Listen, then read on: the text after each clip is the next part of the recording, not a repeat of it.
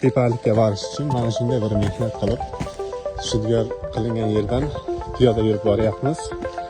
Lekin shunga yarasha nasib hozir yetib olsak, chiroyli kadrlar olamiz.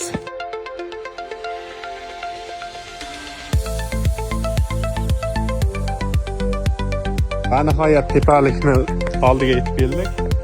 Endi nasib bo'lsa bismillahirrohmanirrohim deb tepalikni ustiga chiqib ketamiz. Qani? Bismillahirrohmanirrohim, ketdik. Mana shunday ko'rinishga ega ekan bu tepalik. Balandligi ham ancha baland tepalik. Hozir tepalikni eng ustiga chiqib ketamiz. Mana shunday. Ancha qiyin bo'lyapti.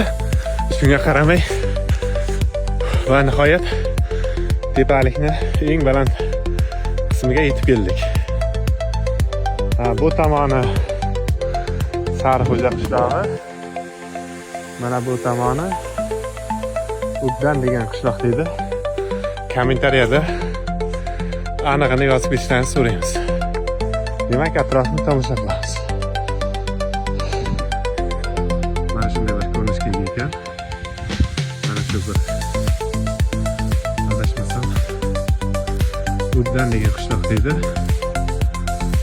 Mana bunisi Sariqo'ja qishlog'i. Changaltepa tepaligi. Loyishti rishkasi. Mana bu yerda loyishti masjidi. Mana bu yerda